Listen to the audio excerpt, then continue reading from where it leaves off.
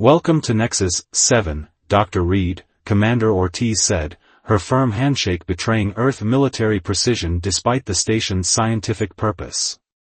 Your credentials are impressive. Princeton Biochemistry, Mars Colony Research Fellowship, published papers on cross-species protein synthesis. Earth Command couldn't have sent a better candidate. Marcus Reed nodded, trying not to look overwhelmed by the cavernous docking bay. After 6 months in cryo-sleep, his legs still felt like rubber. Thank you, Commander. I've been following Nexus 7's research breakthroughs for years. It's an honor to join the team. You'll be partnered with one of our non-terrestrial researchers, Ortiz continued, guiding him through gleaming corridors. Dr. Lyra is Selenian, one of our most valued allies in the Galactic Union. Brilliant mind, specialized in comparative xenobiology. Marcus had studied Selenian physiology during his preparation, but reading reports couldn't prepare him for his first meeting with Dr. Lyra. When the lab doors slid open, he momentarily forgot his exhaustion. Selenians were humanoid, but there the similarities ended. Lyra stood nearly 7 feet tall, her violet skin faintly luminescent under the lab lights. Silver patterns traced her hairless scalp and disappeared beneath her lab coat. Most striking were her eyes, entirely black except for pinpoints of light that seemed to pulse with her thoughts. Dr. Reed, she said, her voice melodic despite the translation matrix. I have anticipated your arrival. Your paper on protein folding across oxygen-nitrogen atmospheres provided several breakthroughs in my own research. Marcus extended his hand before remembering the cultural briefing. Selenians didn't touch casually. He awkwardly redirected the gesture into a small bow. The honor is mine, Dr. Lyra. Your work on biomimetic adaptation is revolutionary. Lyra's mouth curved slightly, a Selenian approximation of a smile. Please, just Lyra. We will be sharing this laboratory for the next Earth year. Formality would be inefficient. The next 2 weeks passed in a blur of orientation, calibration, and preliminary experiments. Marcus found Lyra to be a methodical, brilliant researcher who challenged his thinking in ways his Earth colleagues never had. Their project, developing medical treatments effective across multiple species, progressed rapidly. Their rhythm was professional, comfortable. Until the third Tuesday. Marcus had fallen into the habit of using the station's gym during off hours when fewer personnel were present. After a particularly intense session, he decided to review some data before showering. It seemed harmless enough, he'd just pop into the lab for 5 minutes. Lyra was working late, examining culture samples under a quantum microscope. When the door slid open, she barely glanced up. Marcus, I've isolated the protein sequence we. She stopped mid-sentence, her entire body freezing. The tiny lights in her eyes dilated dramatically. Lyra? Marcus stepped forward, concerned. Are you all right? She inhaled deeply, nostrils flaring. You smell different. Marcus suddenly became acutely aware of his sweaty workout clothes. Sorry, I just came from the gym. I should have showered first. No, Lyra said, her voice dropping to an unfamiliar register. It's fascinating. Before his eyes, subtle changes began. The silver patterns on her skin brightened, pulsing with an internal rhythm. Her normally rigid posture softened, shoulders rolling back as she moved toward him with unusual fluidity. Marcus, she said, her voice now containing harmonics he'd never heard before. Your body is releasing chemicals unfamiliar to me. May I analyze them more closely? Warning bells rang in Marcus's mind as Lyra leaned closer, her scientific demeanor replaced by something more primal. The lab suddenly felt very small. I think I should go shower, he said carefully, stepping back. We can continue this tomorrow. As he retreated, Lyra gripped the lab table, her knuckles paling to lavender. Yes, she managed, visibly struggling for control. That would be advisable. That night, Marcus couldn't sleep. Something fundamental had shifted, and he had no idea what tomorrow would bring. The medical bay of Nexus 7 buzzed with unusual activity. Dr. Eliza Thornton, the station's chief medical officer, studied her holographic displays with increasing fascination while Marcus paced nervously behind her. "I've never seen anything like this," Thornton murmured, adjusting the three-dimensional model of Lyra's biology. "Her entire endocrine system is in overdrive." On the examination table, Lyra trembled slightly. The changes that had begun in the lab yesterday had accelerated overnight. Her normally lean frame had developed subtle curves, the luminescent patterns across her violet skin pulsating with increased intensity. Most striking was the change in her eyes, the pinpoints of light now swirled in hypnotic patterns. "What's happening to her?" Marcus asked, maintaining a careful distance. Yesterday's incident had left him shaken.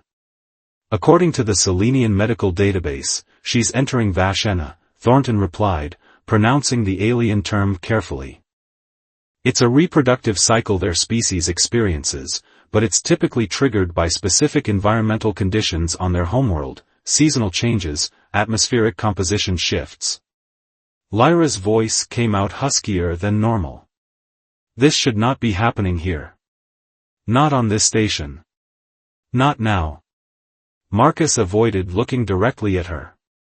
Something about her gaze made his heart race uncomfortably. "Then why is it?" Dr. Thornton tapped through more data screens. "Human sweat contains dozens of compounds, pheromones, hormones, proteins.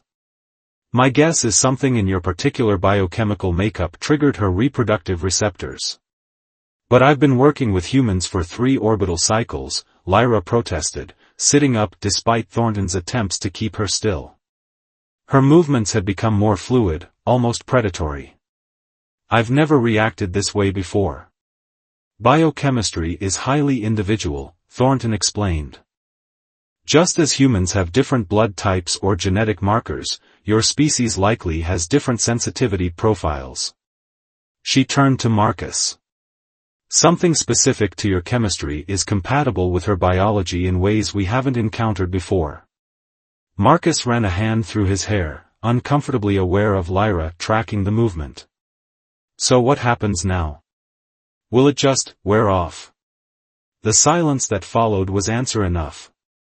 "Selenian Vashena typically resolves through one of 2 pathways," Thornton finally said, her clinical tone barely masking her discomfort. "Either through completion of the reproductive ritual or through isolation until the cycle ends naturally." "How long for the natural ending?" Marcus asked quickly. 3 to 4 Earth months, Lyra whispered, her black eyes fixed on him. "With significant physical discomfort and potential long-term health complications." Marcus swallowed hard. "And the other option?" "Is not something we will discuss," Commander Ortiz announced, striding into the medical bay. Her expression made it clear this situation had escalated beyond a mere medical curiosity. "Dr. Reed, you're temporarily reassigned to Lab 4.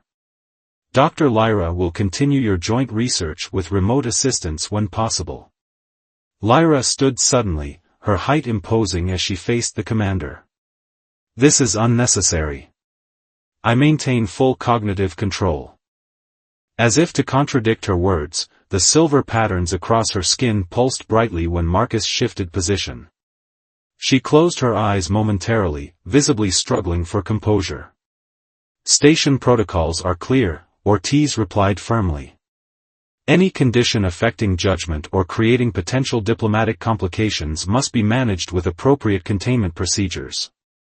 Later that evening, alone in his new temporary quarters, Marcus received a station-wide alert. The Selenian embassy vessel had departed Proxima Centauri and would arrive within 48 hours. Apparently, this situation warranted interstellar diplomatic intervention.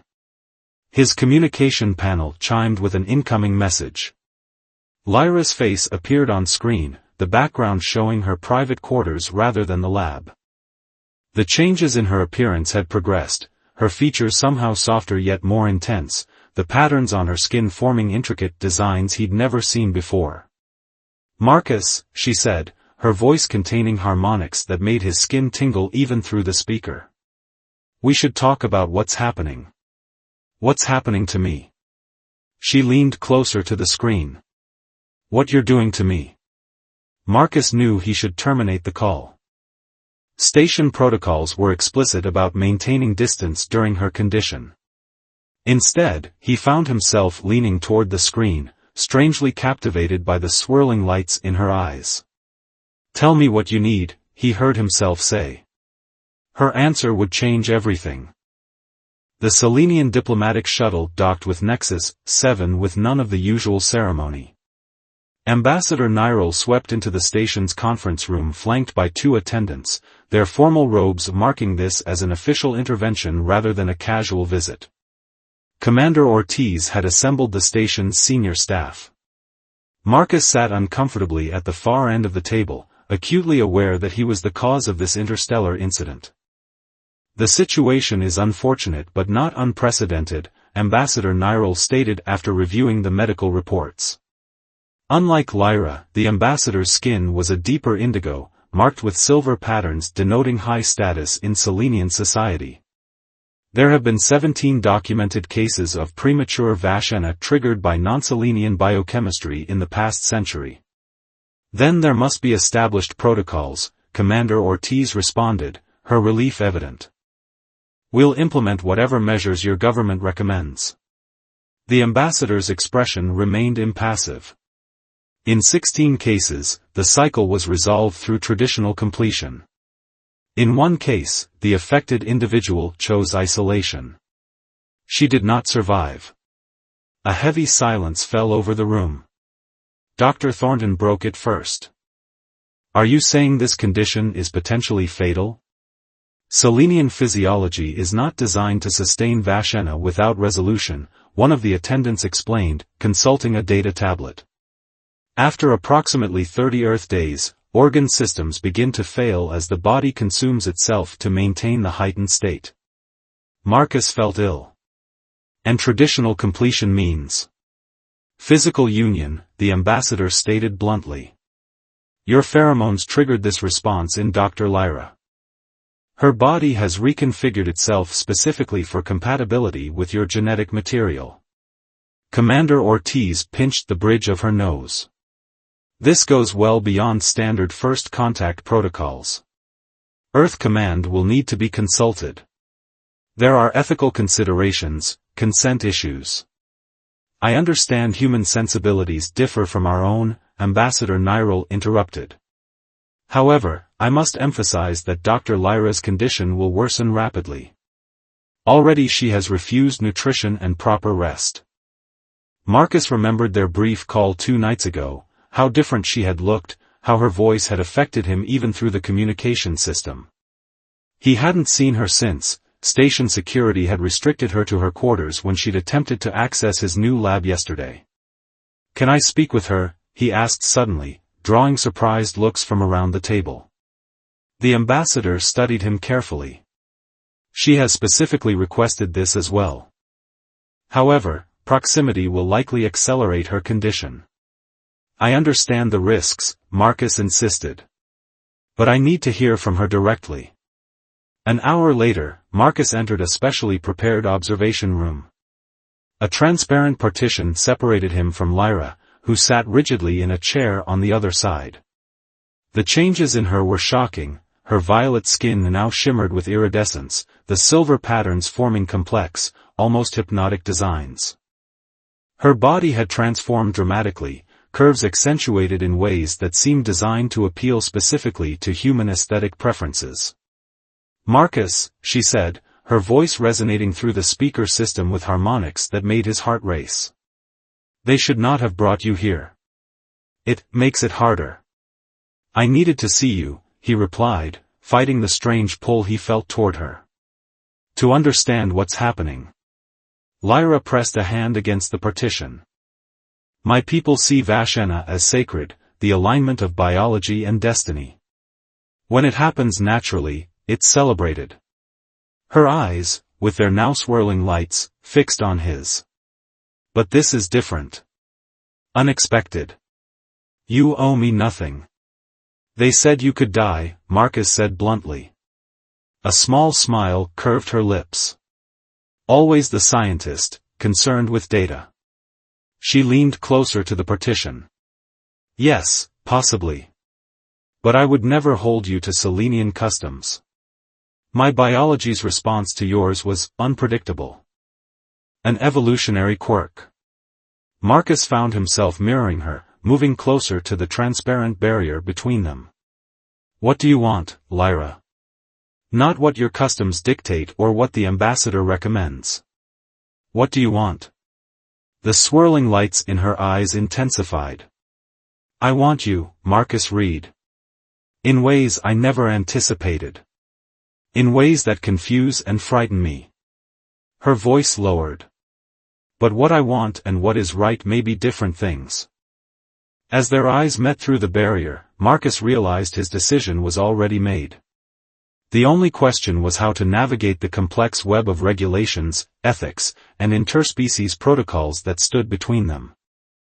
This is completely unprecedented, the Earth Command representative declared, his holographic form flickering slightly with the transmission delay from Sol. There are no protocols for this specific scenario.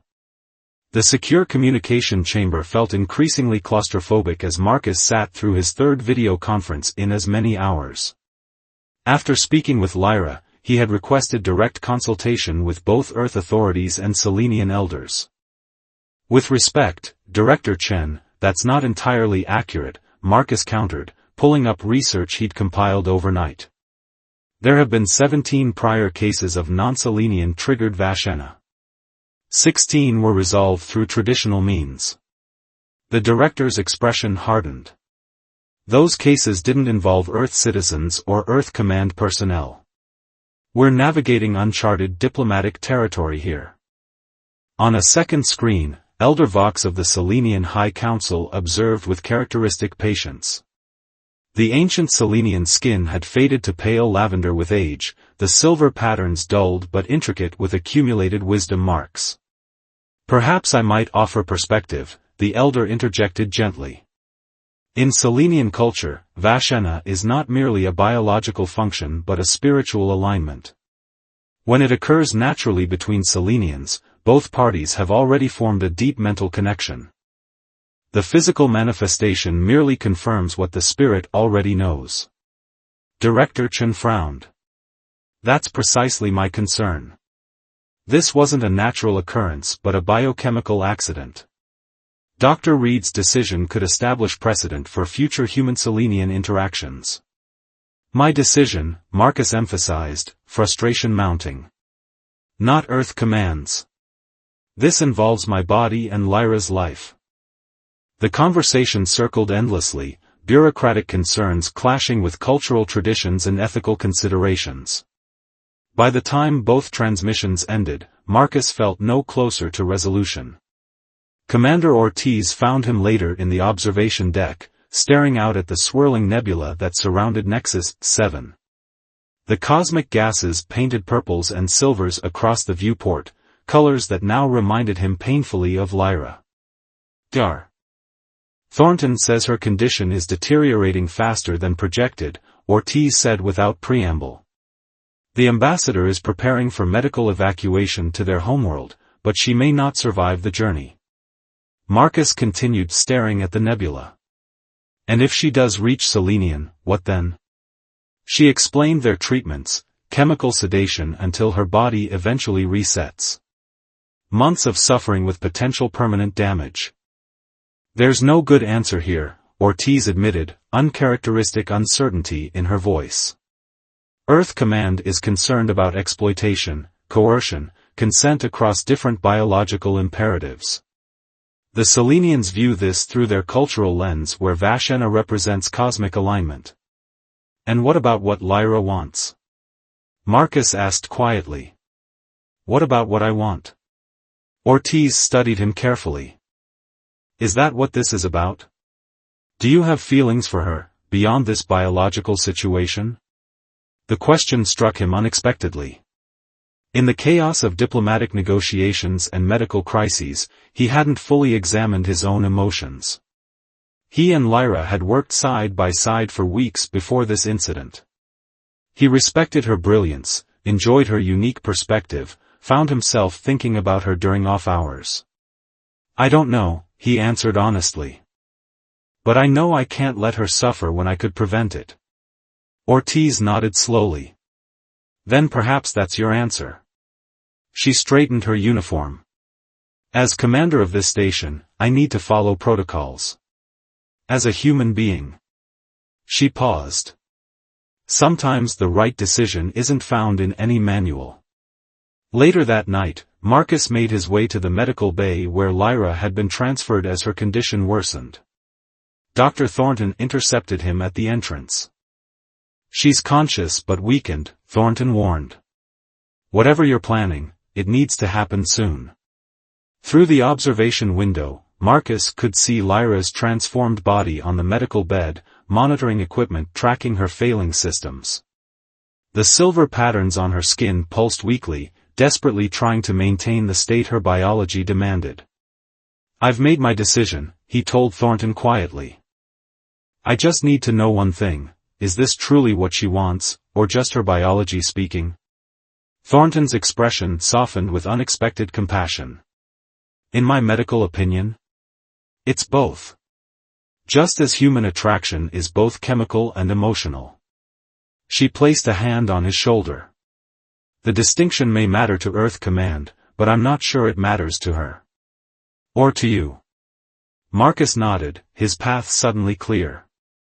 Whatever consequences came, he would face them knowing he had followed not just his instincts, but his heart.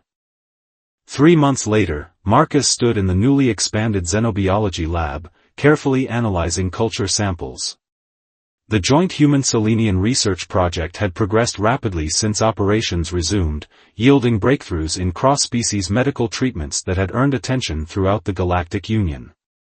"Your cellular growth formula is showing promising adaptation rates," Lyra noted, reviewing data at a nearby workstation.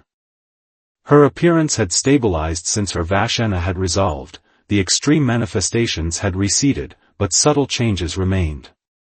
Her violet skin retained faint iridescence, and the silver patterns had settled into more complex designs than before. More significant were the changes invisible to others, the unique telepathic bond that had formed between them during her cycle, allowing a level of nonverbal communication unprecedented in human-Selenian relations.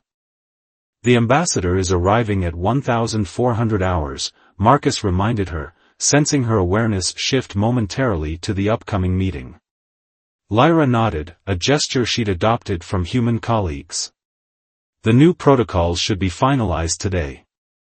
Your Earth Command representative seemed satisfied with the latest revisions. The Nexus protocols, as they were now known, established comprehensive guidelines for biological compatibility testing between species, cultural integration procedures, and emergency response measures for unexpected physiological reactions. What had begun as a potential diplomatic crisis had transformed into a model for interspecies cooperation. Their personal resolution had been less straightforward. After Marcus had made his decision that night in the medical bay, they had navigated uncharted territory, both biological and emotional. The completion of Lyra's Vashena had indeed formed the bond her people's traditions spoke of, but understanding what that meant for a human and a Selenian required ongoing discovery. Dr. Reed, incoming transmission from Princeton, announced the lab's communication system. The holographic display activated, revealing Professor Jankowski, Marcus's former mentor. "Marcus. Just reviewed your latest paper. Revolutionary stuff. The academic committee is formally extending an invitation for you and Dr. Lyra to present at the Interstellar Medicine Conference next month." "We'd be honored," Marcus replied, glancing at Lyra who nodded agreement. "We'll need to coordinate with Nexus 7 Command for travel arrangements." After the call ended, Lyra moved closer, her tall frame casting a gentle shadow. "Your former colleagues have become surprisingly accepting of our partnership." "Scientific curiosity," Marcus suggested with a smile. They're fascinated by what we've accomplished together. Just scientific curiosity? Lyra asked, the lights in her eyes swirling playfully. Marcus laughed. Maybe not entirely. The Selenian embassy's formal recognition of our bond under interspecies law certainly raised some eyebrows. Their relationship had become something unique in human-Selenian relations, neither fully following Earth customs nor Selenian traditions, but forging a new path. The telepathic connection they shared simplified some aspects while complicating others. Understanding continued to evolve daily. The Elder Council sends word, Lyra said suddenly, touching the ceremonial marking on her forearm that had appeared after their bond solidified. 2 more cases of compatible biochemistry have been identified among research teams in the Arcturus sector. Already? Marcus was surprised. That's faster than projected. Lyra's expression turned thoughtful. Perhaps it is not merely random biochemistry at work. My people have long believed that Vashena represents cosmic alignment, souls meant to connect across time and space. Are you suggesting the universe is playing matchmaker? Marcus teased gently. I am suggesting, Lyra replied, her harmonics resonating in that special way only he could fully perceive, that what began as an accidental trigger of alien biology has revealed something more profound about our species' potential compatibility. Marcus considered this as he gazed at the woman who had transformed not just physically but had transformed his understanding of connection itself. What had begun in crisis had evolved into something neither human nor Selenian culture had words to fully describe.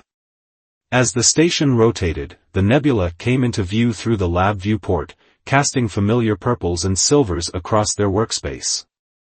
The colors no longer represented crisis to Marcus, but possibility, the beautiful uncertainty of 2 different worlds finding unexpected harmony. Whatever brought us together, he said, taking her hand in the privacy of their lab, I'm grateful for it. Lyra's eyes swirled with emotion as she completed the thought he'd projected toward her. As am I, Marcus Reed. As am I. In the vast expanse of space, their unique bond represented not just a diplomatic breakthrough or scientific anomaly, but a promise of deeper understanding between worlds, one relationship at a time.